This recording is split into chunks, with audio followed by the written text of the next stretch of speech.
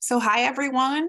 Thanks for being here. Thanks if you're watching the recording later. I'm Amanda Dye. I'm the Director of Advising and Programs at Beyond Barnard, and we're here today to talk about writing for health professions applications. Specifically, tonight we're going to talk a little bit about drafting personal statements. My goal is to talk you through some kind of framing questions, some exercises, and some tips and tricks, and then to leave some time for questions at the end. So, no further ado, I'm going to share my screen, and you should be able to see my slides now. So, as I said, we're talking about writing today. My goals for the presentation this evening are to think about why personal statements are so important to the application process, as well as why it can be really challenging. This is often one of the hardest parts of the process for applicants, and I think with good reason. Writing is tough, and writing about yourself can be particularly tough. We're going to do a little bit of practice, maybe mostly give you ideas of ways that you can practice generating ideas that could work for personal statements. And we'll talk a little bit about tips to present yourself and your experiences, either in your personal statement or in other elements of your application. So simple agenda, we'll go through some basics up front, talk about writing exercises and ways that you can use them, a little bit about writing about accomplishments, which I think is probably relevant for those of you who are working on the committee application and thinking about your professional preparation section. And we'll talk a little bit about tips and techniques and kind of preview the rest of the semester's programming. Okay, so getting started with personal statement basics. Why are we doing this? What is really the point other than it being a stage of the application process or an element of the application? Well, one, the personal statement, the personal essay gives you the opportunity to talk a little bit more about who you are versus what you do. So the work and activity section of the AMCAS application or similar sections of other standardized centralized applications for health professions programs, they're going to ask you to give a lot of details about things that you do, ways that you've spent your time, jobs that you've had, research positions, clubs, and all sorts of different kinds of things. But a personal statement is really where you're able to try to get across a little bit more about who you are as a person. The hopeful goal here is to convey like your depth as a being, the amount of maturity that you're bringing to the application process. All of this sort of stuff is really important. Of course, it's really key to let admissions officers know something that's important to you. It can't be everything. A personal statement is, it's a limited amount of space, and certainly no one expects that you're going to be able to encapsulate your whole self there. But whatever it is that you write about should give admissions officers a clue to your perspective on something that is important to you. And of course, you want to use this as an opportunity to help them understand your personality. You want the person on the page to be the same person that they would encounter if they offered an interview to you. So a little bit about what a personal statement is and is not. Firstly, it's an opportunity to share your individual perspective, and it's an important opportunity to really make the most of, which is why we're all here today. It is an argument in favor of accepting you. This is, standard with any kind of writing that you do about an application process. You are trying to get the person who's reading it to agree with you that you should be accepted to their program. It's also a professional communication that has the responsibility to convey your personality. So there can be a delicate balance there, right? It's not necessarily a kind of like friendly conversational piece, but it should give a sense of who you are really. A personal statement, however, is not a complete autobiography. As I said, you cannot fit everything into a personal statement. If you're applying to MD programs, you have 5,300 characters, including spaces, to write your personal statement. And that's not enough space to tell a school everything about you. And that's not what the schools are expecting. It's also, very importantly, not a prose form CV or resume. It cannot be a list of your accomplishments and nothing else. In fact, your specific accomplishments might come into a personal statement, but they are not typically the largest piece, and certainly not all of them are going to be there. It's also not typically an explanation of things that didn't go as planned. I usually encourage people to think about other ways to add context to their application if there is some context to be added. But I think you want your personal statement to be forward focusing. It should be something that's coming across as positive. It's not, you know, a way to kind of address potential flaws or things like that in the application. And of course, a personal statement's not a formality. This is a real thing that professional programs are looking for. They really want you to spend time and you know, to show your investment in the process through the level of craft and polish that is part of your personal statement. So challenges in writing a personal essay or a personal statement. I'd love your feedback here. Nobody has to use a microphone or anything, but if you want to put in the chat, so far, what have been the things that have been tricky for you in drafting or thinking about drafting a personal statement?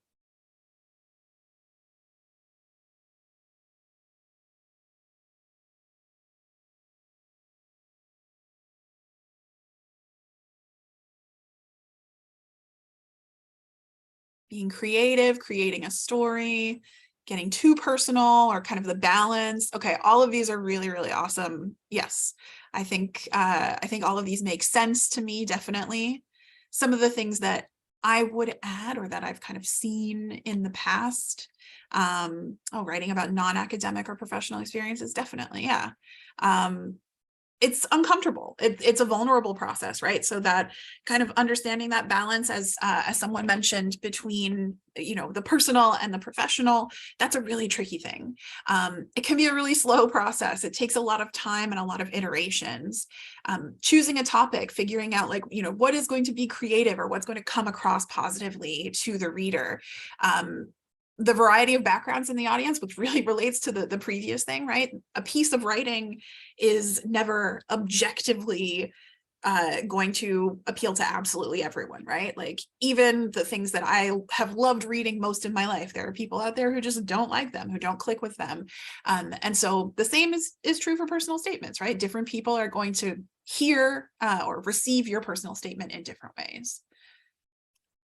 Of course, trying to make it perfect, I think that's always a challenge with writing. There is always something else you could do. There's always something you could change, and figuring out where is the place where you are happiest with the essay without kind of going overboard is often a challenge.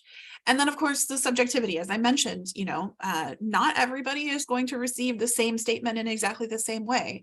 And so making decisions about what it is that you want to write about really can come down to factors that are, you know, that include things like thinking about what is likely to function as the best piece of writing versus necessarily the details of the story. And we'll talk more about that. Of course, translating your experiences to words, especially if you're writing about things that are, you know, emotionally really important to you. Sometimes people write about experiences in their lives that have been really difficult, and it can be hard to find the right language to convey the depth or the seriousness of your feelings or experience to another person. Some elements of a strong personal statement are narrative. You want to draw the reader forward. So you want a person who's reading your essay to be engaged from the very first couple of sentences. And you also want what you've written subsequent to that to make sense, to help the person kind of understand a progression, a development over the course of, you know, the page or so that you're writing. Honesty is really important, making sure that what you're writing is really true to you and your perspective, and a well-defined perspective. And why that's important is something that we're going to come back to when we talk about that notion of like standing out or being creative. Your individual perspective is the most important part, I think, of making a personal statement stand out. A strong personal statement is something that's polished. It takes time. It's going to take multiple revisions. The next writing workshop that I do, we'll talk about the process of revision, which I think is not necessarily everyone's most exciting part of the process, but I think it's probably the most interesting part. And of course, a strong personal statement makes a reader want to talk to you in person. They read this essay and they think, this person has an interesting point of view. I want to explore more with them in an interview setting. So where to start? It is not rocket science. You start writing. That's really the only way to do it. A lot of your initial writing may not be what you think of as good. It may not be writing that you end up using in your final personal statement. And that is okay. Shrug. It does not matter if things that nobody but you ever sees are not up to your standards. The goal of kind of getting started with writing is just to help you start to generate something that you can build from. You should keep writing even when you feel like you are maybe getting stuck. Trying a different idea or a different approach can often be a way to kind of shake things up. And we'll talk a little bit about some techniques in the next section that can help there. And write when you write and edit when you edit. Don't censor yourself in your drafting or your brainstorming processes. Write down anything that occurs to you and get rid of the rest of it. That's really the way that it works. I would say, with respect to the writing and trying different things, this is often something that I talk to applicants about when it comes to choosing a topic, right? Sometimes a person might have multiple topics in mind and not know exactly which one they want to pursue.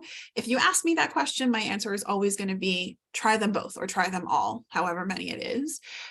Because a piece of writing, its strength is not just the idea, its strength is the execution, right? If you are a baker like me and you've got 2 cake recipes that you've never tried before, you're not really going to know the difference between them until you bake them and try them out. Probably until you ask somebody who often samples your baking to test it out and see what they think. Those kinds of efforts in putting some time and energy into developing different ideas is a really essential part of the process. And so with that in mind, we come to writing exercises. So I'll talk you through a few things that I encourage people to do as they're starting out, generating ideas and starting to make connections between ideas. And the first exercise is one that I call gathering images.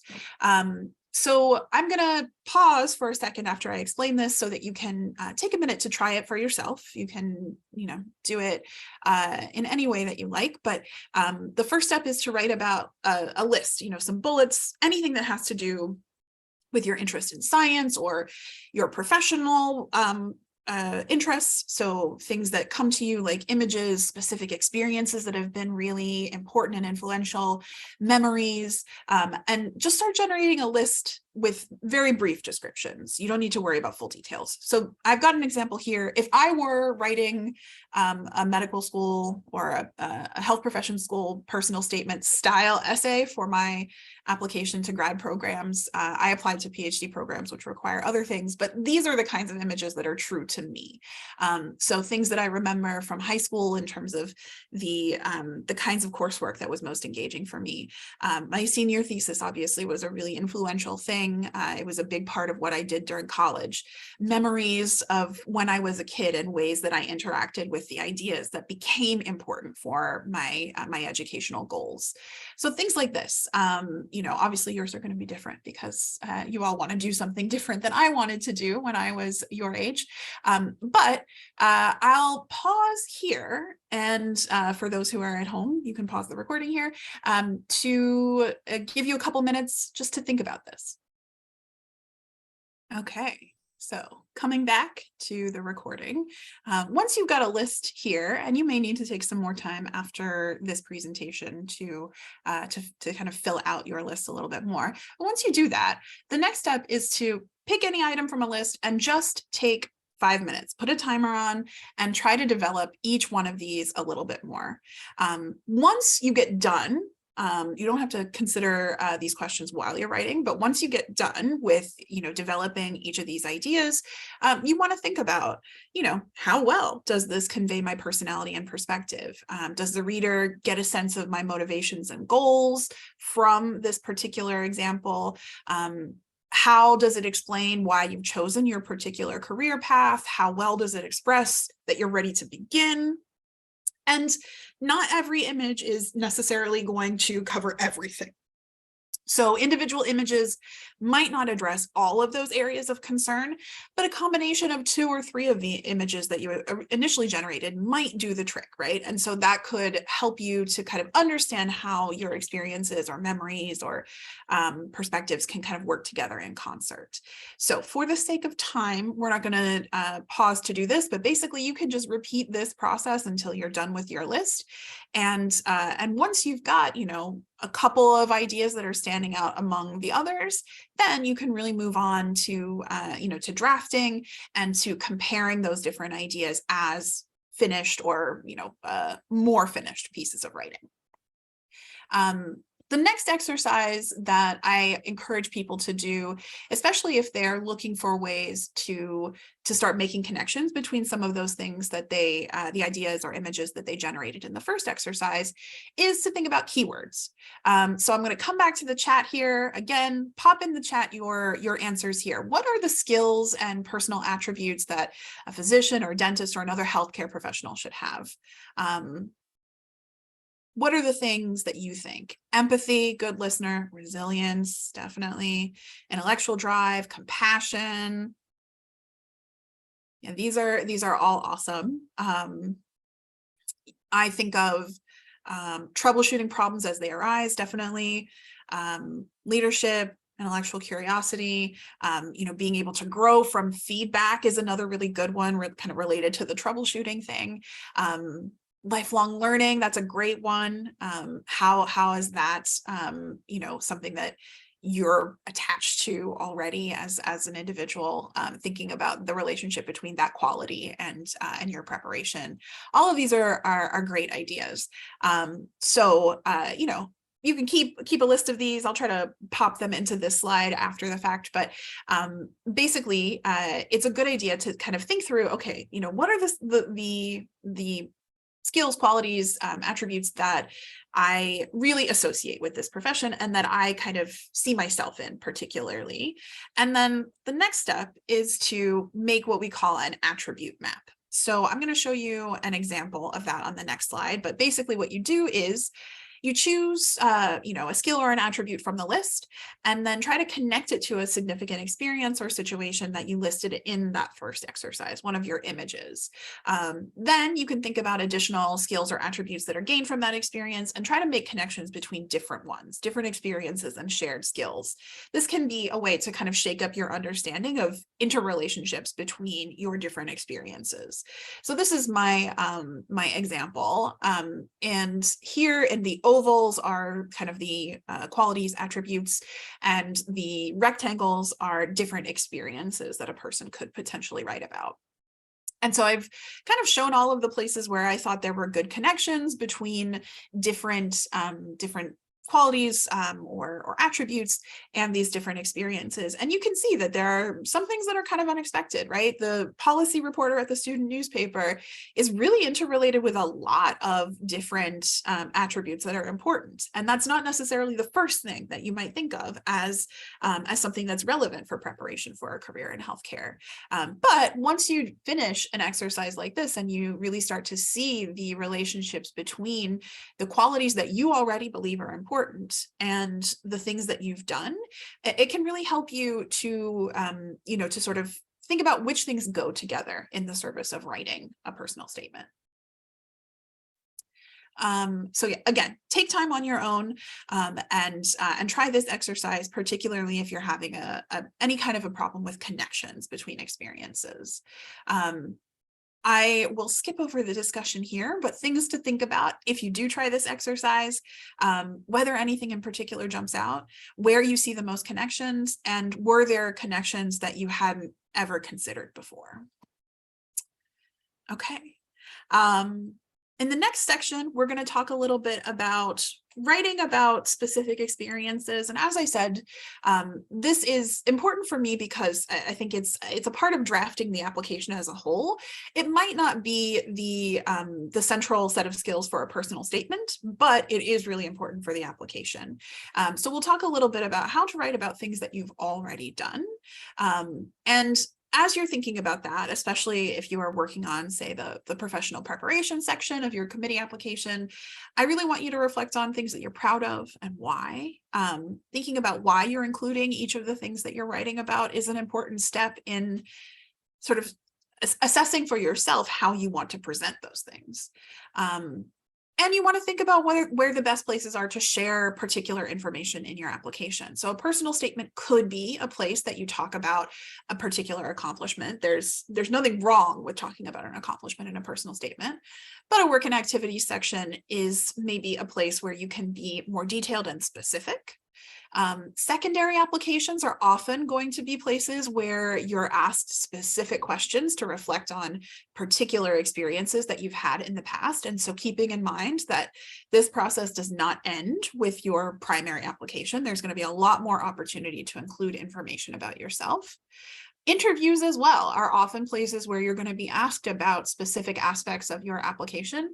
And so those are places where you're going to really be able to to think about the connections between your experiences and why they're relevant for a reviewer or interviewer. When we're thinking about putting accomplishments into personal statements, you should think about whether and how the information is going to fit in your essay, what information you can share elsewhere or you do share elsewhere in your application. And I always encourage people to remember that just because something isn't in your personal statement, because it doesn't fit for whatever reason, it doesn't mean it's not important. The things that you write about in other aspects of your application are absolutely important, and they're going to be understood. They're going to be read and considered in conjunction with your personal statement. So how do we do this? I recommend using something like the STAR method. So this is a method that asks you to think about the situation that you're placed in, what your task or your responsibilities were, the actions that you took, and any results from those actions. This is a method that focuses really on achievements and outcomes mostly, rather than listing tasks or like lab techniques, things like that. Using numbers and quantification to help is a really positive thing when you're writing about accomplishments, not necessarily just relying on adjectives.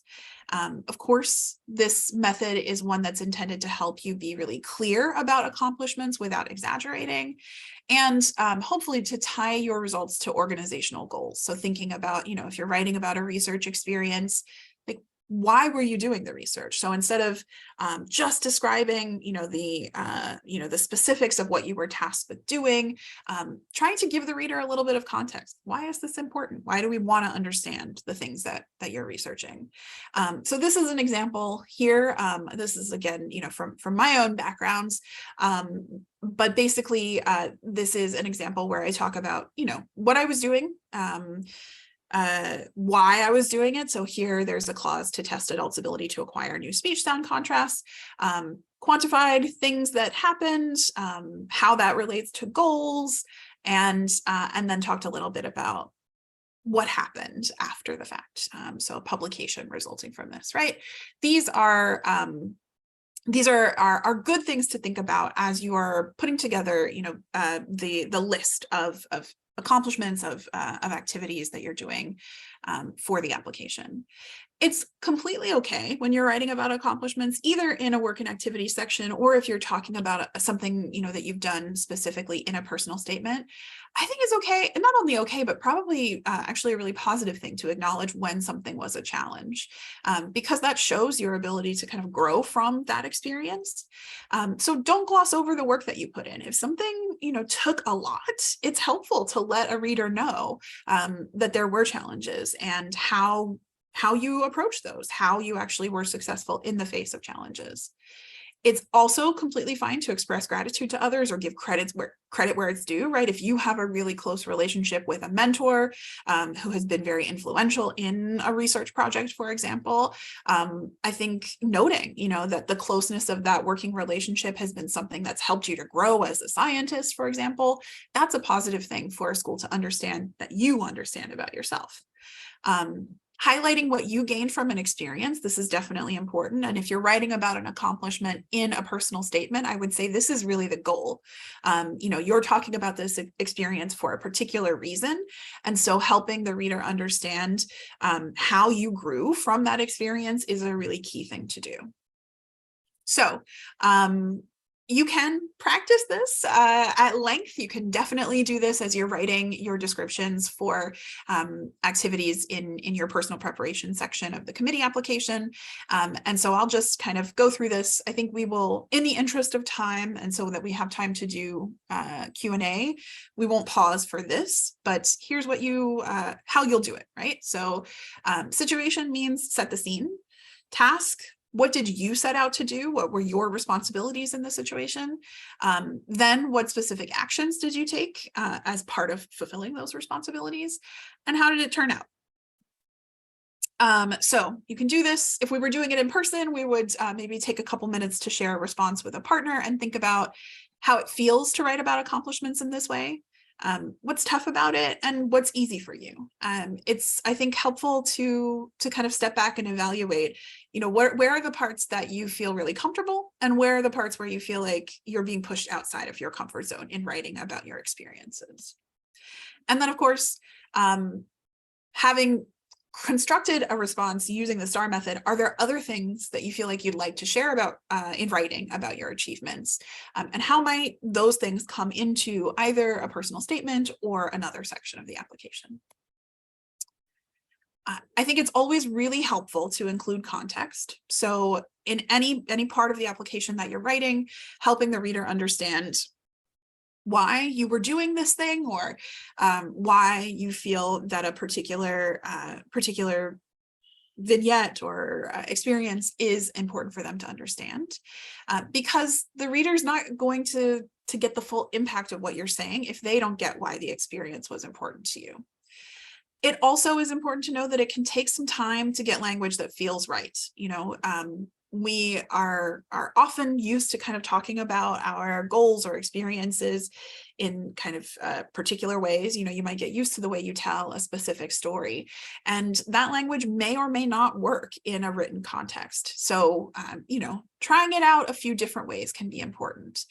And if that happens, if you feel like I'm not getting where I want to get with what I'm saying here, cut yourself some slack and remember that this process of kind of revising and thinking about how the words are coming across is also going to help you throughout the application process, not least for developing strong spoken answers in interviews.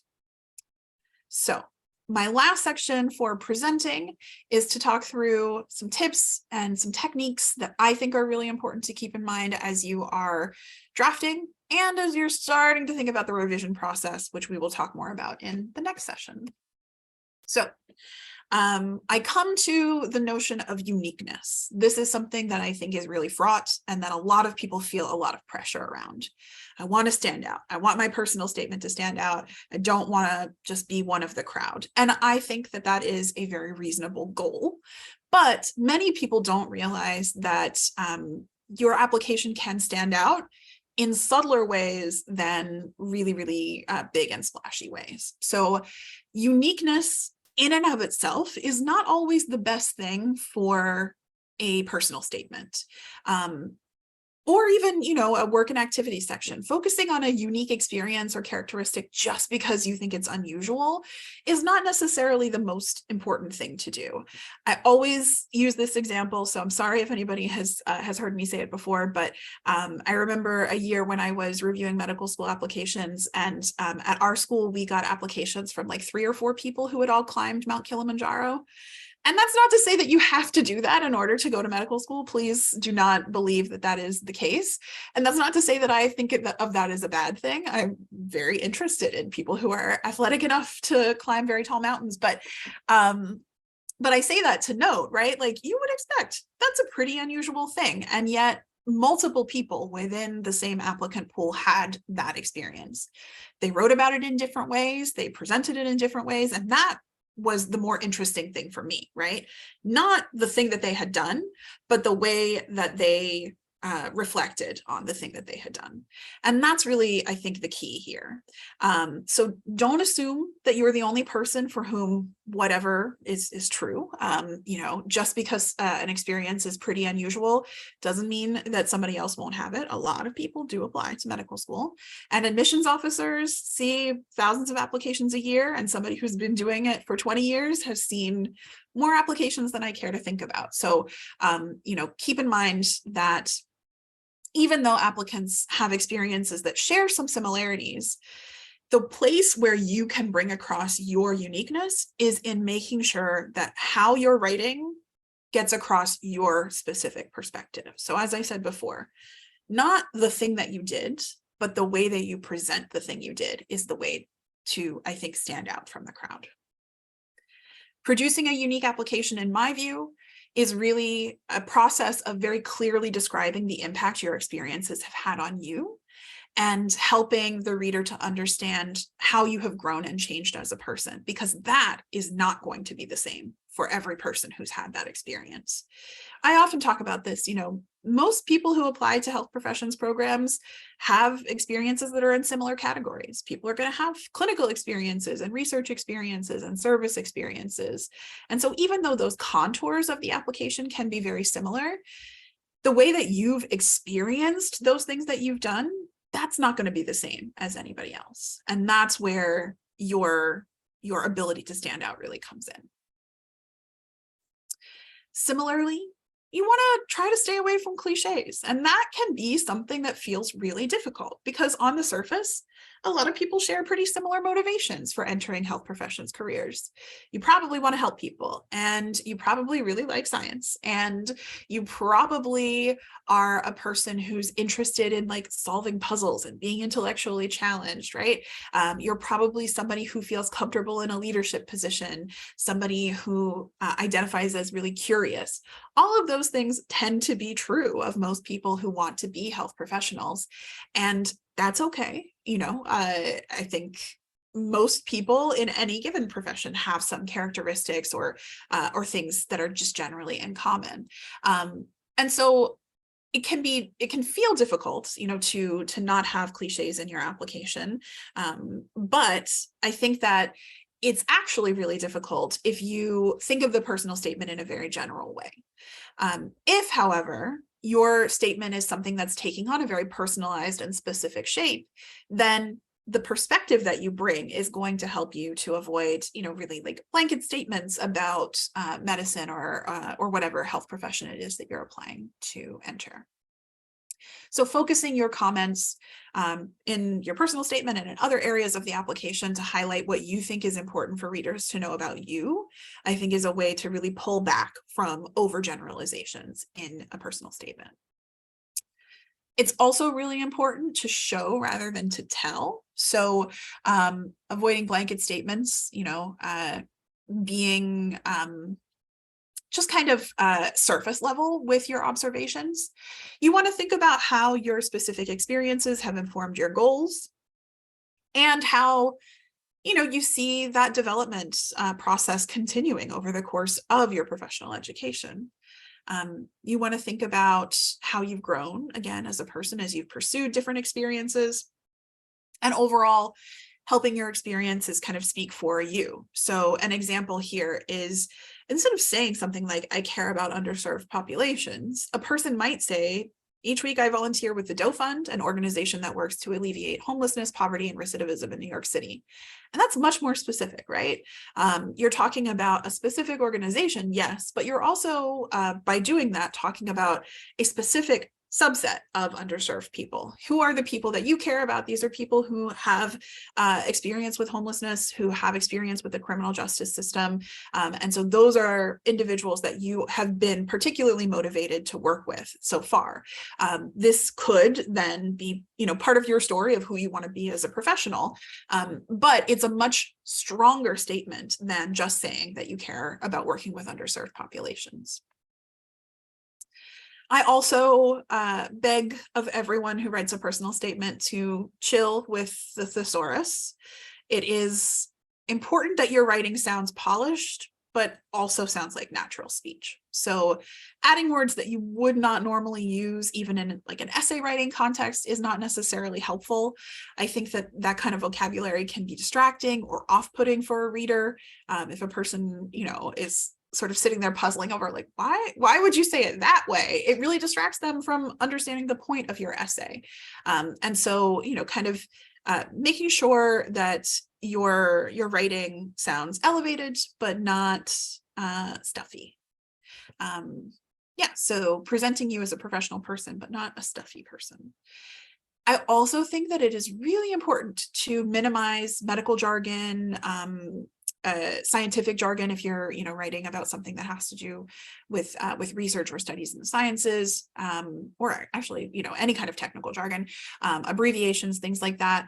And that's because not all of your readers are going to be physicians or even natural scientists. Some readers are going to be people from very different academic backgrounds.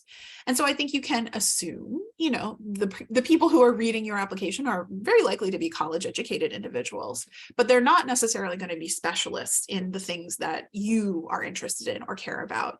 And so making sure that your writing is approachable for a general audience is really important.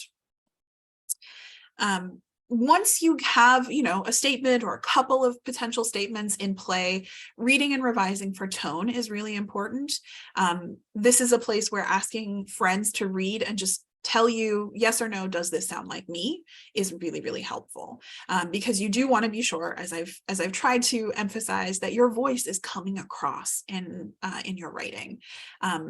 If you are writing about negative experiences, so thinking of, for example, I think a lot of us have probably had a negative experience in a healthcare context. And so one of your motivations might be, hey, I really see places where there's room for improvement in the healthcare system.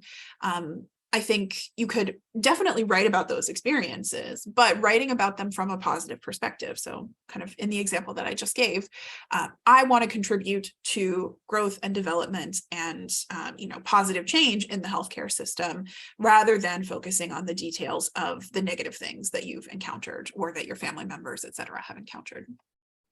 I always encourage people to avoid open criticism. That includes professors, physicians, peers. You want to keep the focus on you in your personal statement. And so even though you may have really strong experiences about, strong feelings about experiences that you're writing about, you want to, again, keep the focus on you and your experience rather than, kind of bringing too much in from those experiences. Remember that there's a difference between describing a problem that you feel equipped to handle, or that you are seeing your professional education as a step in your training to handling. There's a difference between that and complaining about a problem. And of course, avoid overconfidence. Please remember, anybody who's writing a professional school application is at the beginning of their career. You are not expected to know everything. You're not expected to have all of the answers at this stage. So release yourself from the burden of feeling that way. If you are writing about patients, and this does happen a lot in personal statements, it's absolutely okay to write about encounters that you've had with patients. If you do, I think it's really important that you use non-identifiable pseudonyms. You could say Ms. R, you could say Alex for somebody whose name was not Alex. You can use initials that you can make them up, frankly. Nobody cares, as long as you're not using the actual name of any patient that you're working with. If you are doing that, I very strongly encourage you to critically read what you've written and to share only the details that you need to make your point. That could include information about a person's diagnosis, but it may not be all of the information that you have about their diagnosis. I also think that it is really important to be mindful of the adjectives that you use. You should, again, take a really critical eye to anything that you write about patients and avoid words that could even have the slightest appearance of condescension or judgment. That is not what you're there to do. I think all of this kind of boils into this last point, which is that if you're writing about patients, you should be doing so from the perspective of what you learned from that person, rather than focusing on what you or anybody else did for them. Here you are, you're borrowing an experience from somebody else's life to help you make a point. And so you want to do that with the utmost respect. If you are writing about your own medical history, again, there's nothing that says you can't do that, and there is nothing objectively wrong with that. But if you do, I would caution you to only use details that you find necessary. You should very carefully consider how much you want admissions personnel to know about your personal health history. That's protected information, as we all know. Schools do not have a right to know anything about that. And so, if you're writing about your own medical history, you might do so with very few details. Again, thinking about what are the details that I need in order to make the point that I'm trying to make in this essay. Take your time. I know that we have about a week until the committee application is due. And remember that for the purpose of the committee application, all you need is some ideas, an outline, maybe a draft. It does not have to be everything, but the goal is that by the time you've submitted your committee application, you've at least started thinking about your personal statement. So over the course of the rest of the spring semester, take your time. Make sure that you're taking your statement through several rounds of writing and revision. Remember that process of writing and revision really is, I think, the most important part. It's not necessarily the process itself is not going to come across to every reader, but for you as an applicant, processing your thoughts and really spending time and attention on how you want to present as a candidate, I think is only going to come to your benefit in the application process. Please, as you're writing, and if you feel like what you're trying out isn't working, be open to exploring different ideas. Try out different stories, different approaches. Let go of language that you are, used to using for telling your story, because it may not serve you in this particular context. If you end up somewhere that you didn't expect to be at the start of the process, that's fine. It does not always happen that people know exactly what their personal statement is going to look like as soon as they start this process. And you shouldn't feel like it's wrong to come across a new idea and get really excited about developing that. Okay, so last things, and then we can open it up for questions. Please remember that we'll have 2 more workshops specifically about writing. On February 7th, I'll do a session similar to this about revision. So what do you do once you have a draft? What are techniques? I'll introduce some exercises that I think are really helpful for revision. So if you're going to come to that, it's super helpful if you have a copy of your draft with you, digitally at the time. And then in March, we're going to do a session on specifically writing about experiences. So we'll come back to some of the things that I talked about today and think more about how you construct a list of experiences that are really going to complement your personal statement. So that's it. I'm going to stop sharing my screen so I can come back. I am very happy to take questions either in the chat, or you are welcome to use the camera, microphone, anything that works for you.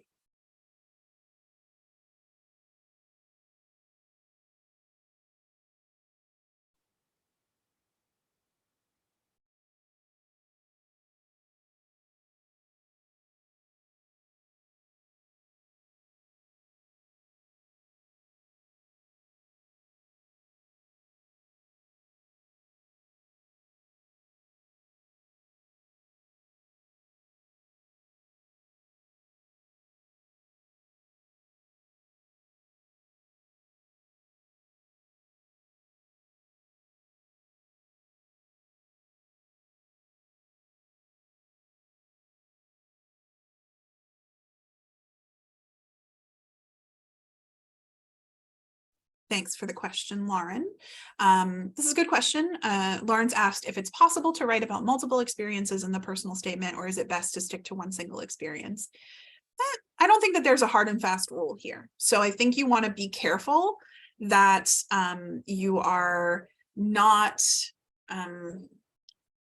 that you're not turning your personal statement into like a list of experiences. So usually if you're writing about experiences in a personal statement, it might be 1 or 2, but it's not going to be a bunch of them.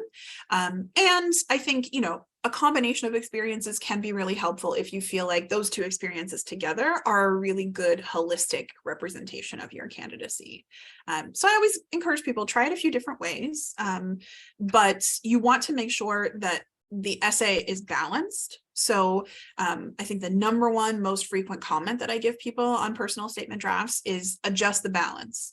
It's very common for people to have a lot of storytelling and then very little room at the end of the essay for like analysis or thinking about, kind of interpreting those experiences for the reader. And so I think you want to make sure that the balance is adjusted in the other direction. Most of your essay should be about analyzing and really kind of walking the reader through the importance of those experiences versus, the details of particular experiences. Let's see, got another question.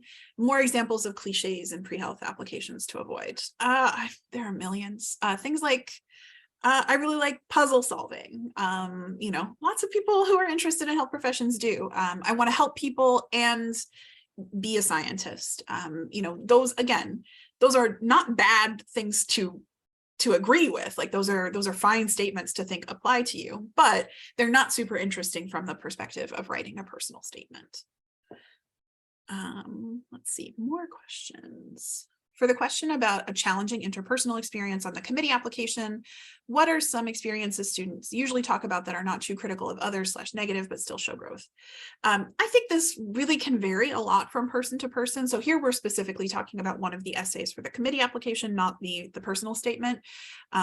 But I always encourage people to think about, if a few things come to mind when I say, hey, tell me about a time when you navigated a tough interpersonal situation, I would say try to choose the one that you think is the best illustration of kind of who you are as an interpersonal problem solver right now. So what I mean by that is if there's an experience that really kind of helped you to understand something different, like, oh, I have to give feedback in a different way depending on the person, and that's helped you, adjust and grow in doing different projects. That could be definitely something to include. I think in terms of avoiding negativity, you can just be very factual. Hey, in this particular experience, I'm talking about a time when I was assigned to a group project, and the work that was agreed upon wasn't done at this particular time, right? You don't have to offer any judgments. You don't want to talk about like being annoyed. I would be annoyed, right? And you probably were annoyed if that happened to you, but you don't have to write about that in your essay. Instead, you can think about, okay, I knew that this was something that we needed to address because we had a deadline. And so this is the way that I went about addressing the situation and making sure that our whole group was taken care of, that sort of thing. Let's see. Any other questions? I think I got everybody.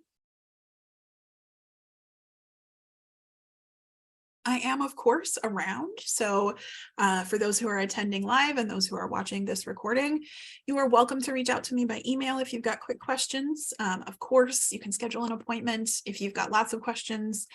There's a little bit of a wait right now because we're at the start of the semester. But again, if it's a quick question and a time-sensitive kind of thing, please do email me and I'll do my best to get back to you as soon as I can. And I encourage you all to try to have fun with the writing process. I know it's a lot of work. I know it's hard, but I think it's important and I think it's good for you as an applicant to do. So try to enjoy it at least a little bit. And with that, thank you everybody so much for coming this evening. I wish you all the best of luck as you are wrapping up the committee process, and have a good night, everybody. Bye-bye.